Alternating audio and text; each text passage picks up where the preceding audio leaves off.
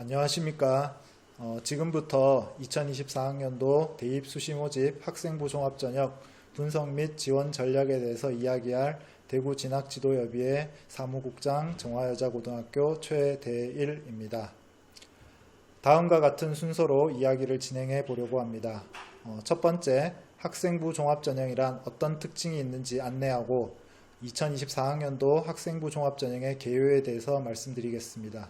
마지막으로 올해 학생부 종합 지원 전략에 대해 말씀드리면서 마무리하고자 합니다.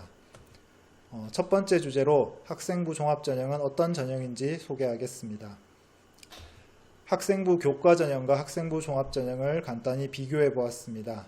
학생부 교과전형은 교과 성적을 바탕으로 한 정량평가로서 수치화된 교과 성적이 최우선입니다. 반면에 학생부 종합전형은 교과 역량을 바탕으로 한 정성평가로 교과 역량 외에도 학업태도, 공동체 역량 등을 종합적으로 평가합니다. 학생부 교과전형은 완벽하게는 아니지만 어느 정도 합불 여부를 예측하고 판단할 수 있는 반면에 학생부 종합전형은 학교마다 기준이 상이하고 반영 비율이 다르기 때문에 상대적으로 합불 가능성을 예측하기가 쉽지 않은 특징이 있습니다. 다음은 학생부 종합전형 선발 방법입니다. 가장 중요한 평가 요소는 교과와 교과 외 활동을 바탕으로 한 서류평가입니다. 올해부터 자기소개서가 폐지되었기 때문에 여기에 해당하는 서류는 올해부터 학교생활기록부 밖에 없습니다. 그리고 일부 학교는 서류평가에 더해 면접과 수능 최저학력 기준을 학생 선발에 활용하기도 합니다. 학생부 종합전형 선발 방법에 따라 수많은 전형들을 분류해 보았습니다. 단일 단계 서류 100%로 선발하는 일괄합산 전형, 1단계와 2단계로 나누어 1단계는 서류 100%, 2단계는 서류와 면접평가를 실시하는 단계별 전형으로 나눌 수 있겠습니다.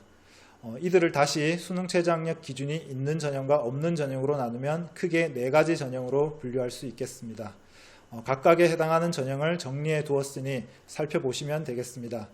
물론 화면의 전형들 중에서도 학과에 따라 예외가 있을 수 있으니 자신이 지원하려는 학과에 정확히 다시 한번 확인해 두어야 되겠습니다.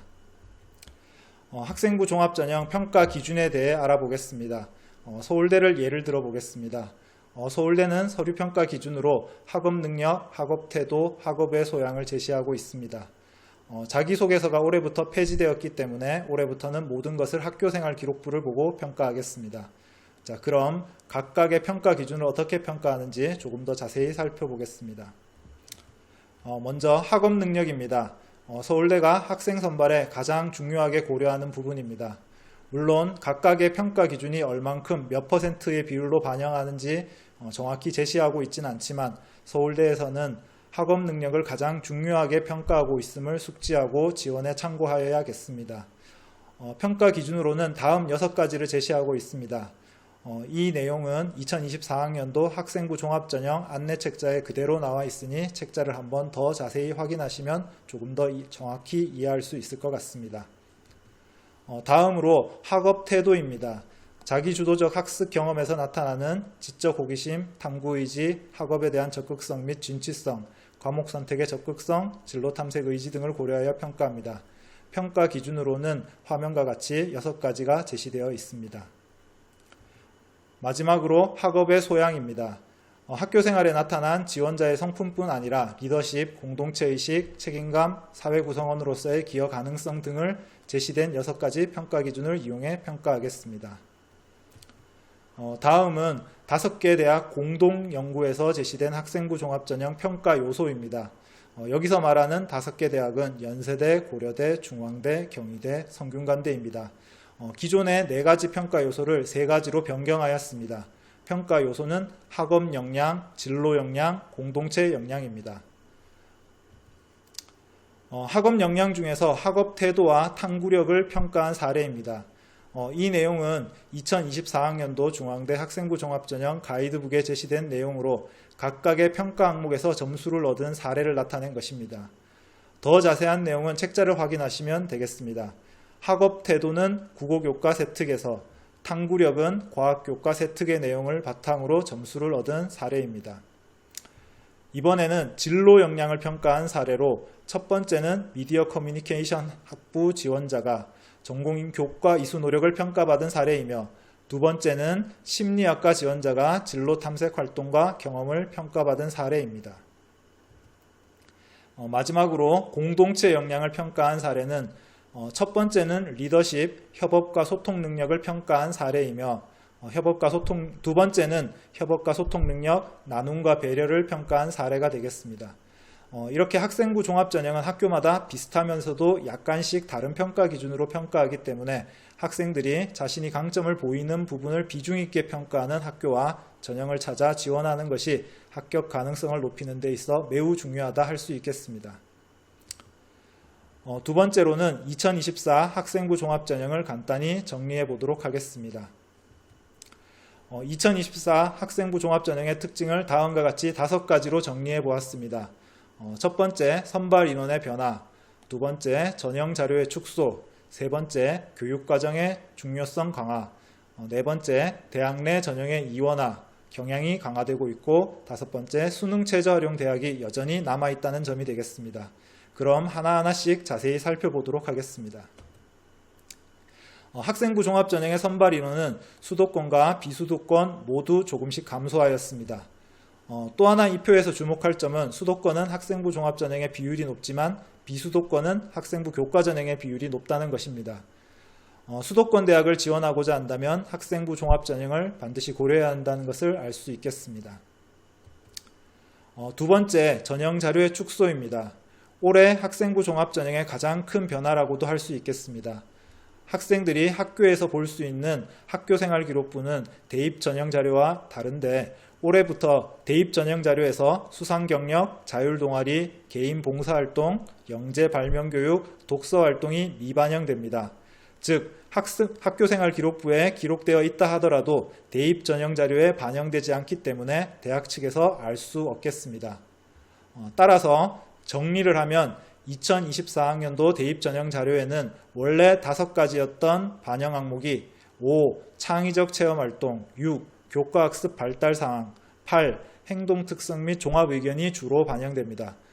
여기서 6번 항목의 이름이 약간 낯설 수도 있겠는데 여러분들의 내신 성적과 교과세부 특기사항을 이야기합니다. 다음으로 서류평가에서 중요한 평가 자료였던 자기소개서가 올해부터 폐지되었습니다.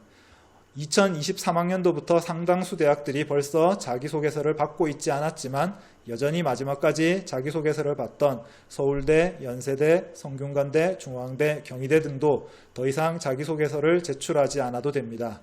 하지만 여기서 주의할 점은 수시 6개에 포함되는 교육부 소속의 대학들은 자기소개서가 폐지되었지만 수시 6개에 포함되지 않는 학교인 카이스트, 지스트, 디지스트, 유니스트는 여전히 자기소개서를 받고 있으므로 이 학교에 지원하고자 하는 학생들은 자기소개서 작성이 필요하다는 점을 명심해야 하겠습니다. 정리하면 자기소개서 폐지, 학생부 반영 항목 축소 등에 따라 남아있는 학생부 5, 6, 8번의 항목이 중요도가 더욱 강화되었다고 할 수 있겠습니다. 학생부 종합전형에 지원하고자 하는 학생들은 학생부 5, 6, 8번 항목에 더욱 집중하고 신경을 써야 하겠습니다. 세 번째 특징은 교육과정의 중요성 강화입니다. 올해부터 서울대는 모집 단위별 핵심 권장 과목과 권장 과목을 발표하고 2024학년도부터 평가에 반영합니다. 현재 화면에는 자연과학대학의 사례를 나타내었습니다. 다른 모집 단위 역시 핵심 권장 과목과 권장 과목을 발표하였으니 수시 모집 요강을 참고하시면 되겠습니다. 5개 대학 공동연구에 의해 자연계열 전공 분야 교과 이수 권장 과목이 발표되었습니다. 5개 대학은 조금 전에 학생부 종합전형 평가 요소 때 말씀드렸던 5개 대학과 동일합니다. 화면에 자연계열 각 분야별로 나타내어져 있는데 예를 들어 기계와 관련된 학과의 권장 과목을 살펴보시면 수학은 미적분과 기하가 핵심 과목이고 확률과 통계가 권장 과목입니다. 과학 과목에서는 물리학 1, 2와 화학 1이 핵심 과목이며 화학 2가 권장 과목이 되겠습니다. 이외에도 교육과정 이수를 평가에서 중요하게 살펴보는 학교가 많습니다. 지원하고자 하는 학과와 관련된 과목을 이수했는지 반드시 점검하고 지원해야 하겠습니다. 네 번째, 대학 내 전형이 이원화되어 있는 학교가 점점 증가 추세라는 것입니다. 일반적으로 서류 100%인 전형과 서류와 면접을 병행하는 전형으로 나누는 것이 일반적입니다. 예를 들어 중앙대는 서류 100%인 CAU 탐구 전형과 서류와 면접을 병행하는 CAU 융합형 전형을 동시에 운영하고 있습니다. 대구 경북 지역에서도 경북대, 계명대, 대구 카톨릭대가 종합 일반은 서류 100%, 종합 지역 인재는 서류와 면접을 병행하고 있습니다. 물론 학과에 따라서 예외는 있습니다. 다섯 번째, 수능 최저 활용 대학이 종합 전형에서 줄고 있는 추세지만 일부 대학에서는 여전히 남아있다는 것입니다. 서울대 지역균형, 연세대 활동우수, 고려대 학업우수, 이화여대 미래인재, 경북대 학생부 종합전형은 최저학력 기준이 남아있으므로 지원하고자 하는 학생들은 수능 최저 만족을 위해 수능 공부도 소홀히 해서는 안 되겠습니다. 자, 마지막으로 학생부 종합전형 지원 전략에 대해 살펴보겠습니다. 저는 학생부 종합전형 지원 전략을 3단계로 나누어 보았습니다. 1. 현재의 나 파악하기. 2. 희망대학 및 학과정보 수집하기. 3. 지원대학 결정하기입니다. 다음 화면에서 구체적으로 살펴보도록 하겠습니다. 자, 첫 번째, 현재의 나 파악하기입니다. 자신의 상태를 파악하기 위해 다음과 같은 사항들을 정리해야 하겠습니다. 먼저 전과목, 주요 과목의 내신 성적을 분석해야 합니다. 학생부 종합 전형에서는 정량적으로 교과 성적을 반영하지는 않지만 평가 요소 중에 가장 중요한 것으로 학업 역량을 꼽고 있으므로 성적을 객관적으로 파악하는 것은 무엇보다 중요하다고 할 수 있겠습니다. 다음으로 6월, 9월 모의평가 성적을 분석하여 정시 지원 가능 범위를 설정하는 것입니다. 6월, 9월 모의평가는 교육과정평가원에서 출제한 시험으로 수능에 가장 가깝다고 할 수 있으므로 이를 바탕으로 정시 합격 가능 대학 이상으로 수시에 지원하는 것이 바람직하다고 생각됩니다. 다음으로 자신의 학생부가 학생부 종합전형으로 얼만큼의 경쟁력이 있는지 객관적으로 분석하는 것입니다. 정성평가인 만큼 객관적인 평가가 쉽진 않겠지만 자신의 서류 경쟁력을 파악하는 것은 종합전형 지원에 있어서 매우 중요합니다. 마지막으로 제일 중요한 진학을 희망하는 학과 및 대학을 정리하는 것입니다. 지금까지의 내용들을 정리하고 분석하면 어느 정도 수시 지원 전 자신을 파악하였다고 할 수 있을 것 같습니다. 다음 화면은 현재의 나 파악하기를 가상의 인물을 바탕으로 예시로 나타낸 것입니다. 전과목은 2.22등급, 주요 과목은 3.33등급이며 6월 모의평가는 국수탐 333점, 등급은 올 2등급, 희망하는 대학은 AA대학, BB대학교, 물리학과, 물리교육과를 지원하기를 희망하고 있습니다. 학생부에서 학급 반장, 물리 동아리, 물리 원투로 이수한 점을 장점으로 분석해 두었습니다. 여러분들도 자신의 상황을 예시와 같이 정리해 보시길 바랍니다. 두 번째, 희망대학 및 학과에 대한 정보를 수집합니다. 희망대학 및 학과의 모집 인원을 분석하고 희망대학의 전형에 대해 정리합니다. 그리고 2024학년도와 2023학년도, 2022학년도와 변경된 사항을 찾아봅니다. 그리고 최근 입시 결과를 찾아보고 분석합니다. 다음 화면에서 예시를 들어보겠습니다. 만약에 희망하는 대학이 연세대라면 다음과 같이 분석할 수 있겠습니다. 연세대는 학생부 교과로 추천형, 학생부 종합전형에서는 활동우수와 국제형, 논술 전형이 있습니다. 각각 선발 인원과 평가 방법, 대학별 고사가 있다면 몇 월 며칠인지, 수능 최저는 있는지 없는지 정리해 보면 되겠습니다. 6개의 원서를 쓰다 보면 서로 혼동되는 경우가 많으므로 반드시 다음과 같은 내용을 정리해 두는 것이 필요하겠습니다. 이렇게 정리하다 보면 면접과 같은 대학별 고사 날짜가 같은 학교에 동시에 지원하는 실수가 없을 것 같습니다. 앞에서 중앙대는 학생부 종합에서 CAU 융합형, CAU 탐구형 두 가지를 운영하고 있습니다. 물론 서류 100%와 서류와 면접으로 선발하는 방법이 다르지만 각 전형은 서류 평가 방식이 조금 다릅니다. CAU 융합형 인재는 학교 생활에서 학업과 교내의 다양한 활동을 통하여 균형적으로 성장한 학생을 원하고 있고, CAU 탐구형 인재는 고교 교육과정을 바탕으로 해당 전공 계열 분야에서 깊이 있는 역량을 보인 학생을 원하고 있습니다. 중앙대에 지원하고자 하는 학생은 자신이 어느 전형에 더 걸맞는지 확인하고 선택하여 지원해야 하겠습니다. 중앙대의 두 전형을 평가 요소의 반영 비율을 이용해서 비교해 보았습니다. 왼쪽은 학업 역량, 진로 역량, 공동체 역량이 각각 5대 3대 2의 비율로 반영되고, 오른쪽은 4대 5대 1의 비율로 반영됩니다. 여러분들은 왼쪽과 오른쪽이 각각 어느 전형인지 예상할 수 있겠습니까? 왼쪽이 CAU 융합형, 오른쪽이 CAU 탐구형 전형이 되겠습니다. 이렇게 평가 요소의 반영 비율에 따라 성적이 뒤바뀔 수 있으니 자신에게 맞는 전형에 지원해야 되겠습니다. 다음은 경북대를 예를 들어 보겠습니다. 의예, 치의예, 수의예를 제외한 학생부 종합전형 일반 전형에서는 학업 역량, 진로 역량, 공동체 역량을 3대 5대 2의 비율로 반영됩니다. 특히 학업 역량을 평가할 때 학업 성취도를 정량적으로 평가하지 않는다고 경북대에서 발표하여 많은 학생들이 관심을 가지고 있을 것 같습니다. 앞에와 달리 경북대 학생부 종합 지역인재 전형과 학생부 종합의 의예, 치의예, 수의예 전형의 서류 평가 방법입니다. 앞에와는 달리 학업 성취도 10%가 반영되는 것을 확인할 수 있습니다. 따라서 학업 역량 40, 진로 역량 45, 공동체 역량 15의 비율로 반영되어 이전보다 학업 역량의 비중이 높아지고 있습니다. 반영 비율이 달라지면서 같은 학교지만 두 전형에서 서로 다르게 평가받을 수 있고 합부를 결정하는 순서는 달라질 수 있습니다. 종이 한 장 차이로 합불이 결정되는 만큼 자신이 어느 대학의 어느 전형에서 더욱 강점을 보일지 분석하는 것은 반드시 필요합니다. 다음은 지원하고자 하는 대학이 2024학년도 이전과 어떻게 달라졌는지 비교해 보는 작업입니다. 고려대를 예를 들어 보겠습니다. 고려대 학업우수 전형의 주요 변경사항은 인문계열의 수능 최저학력 기준이 1등급 완화되었다는 것과 1단계 선발 인원을 6배수에서 5배수 선발로 바꾸었다는 것입니다.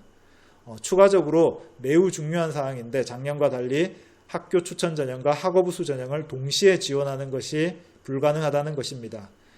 내신 성적이 우수한 학생들이 교과 전형인 학교 추천 전형에 우선적으로 지원할 가능성이 높으므로 학업우수 전형의 합격자 풀에 큰 변화가 있을 것으로 예상됩니다.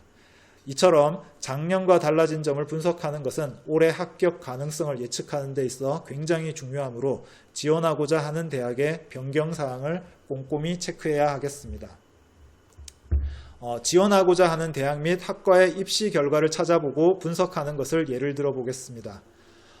지금 화면에 나와 있는 내용은 고려대의 출신 고교에 따라 각 전형의 지원율과 합격률을 나타낸 표입니다. 고려대 학생부 종합전형은 학업우수형과 계열적합형으로 두 가지가 있는데 각각을 비교해 보겠습니다. 2023학년도에 학업우수형의 경우 지원자의 69.9%가 일반고였으나 합격자 가운데 일반고가 차지하는 비율은 61%로 약간 떨어졌습니다. 하지만 자사고는 17%의 지원자에서 23.1%로 상대적으로 합격자 비율이 상승한 모습을 보였습니다. 계열적합형의 인문 같은 경우 일반고가 지원자의 36%이지만 합격자의 13.7%를 차지하고 있습니다.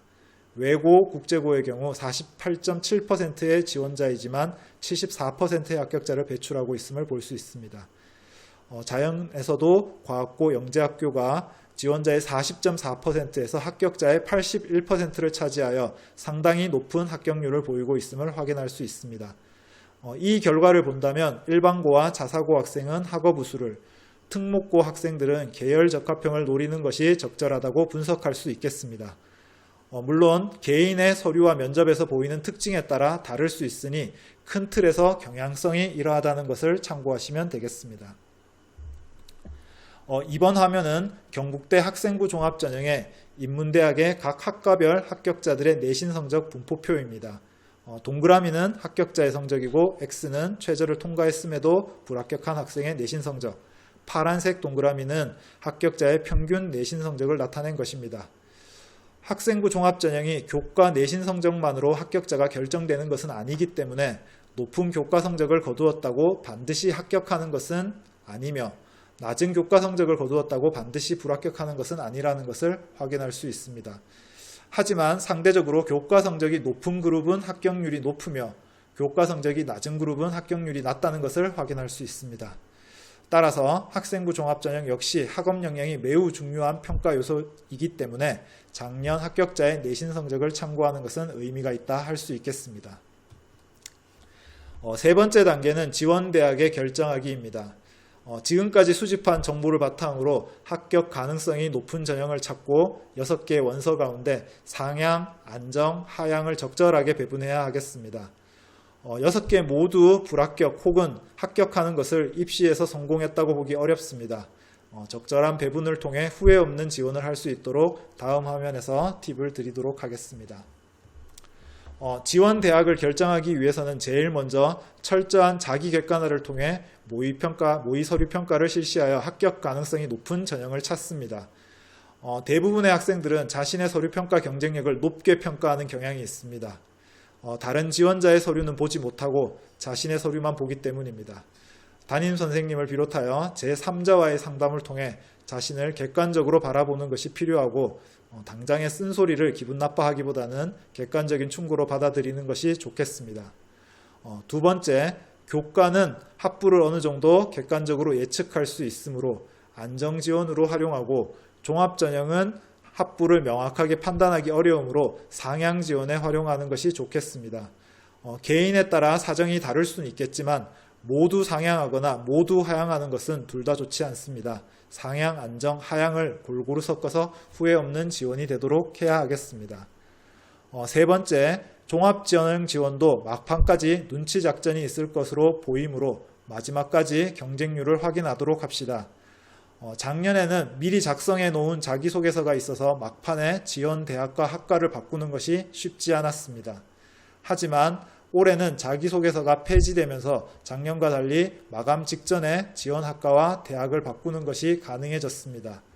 따라서 막판 눈치 작전이 더욱 심화될 것으로 예상되므로 마지막까지 경쟁률을 확인하는 것도 중요한 의미가 있겠습니다. 자기소개서와 관련하여 추가하여 자기소개서가 폐지된 대학의 경쟁률이 올라가는 효과가 있지 않을까 예상해 봅니다.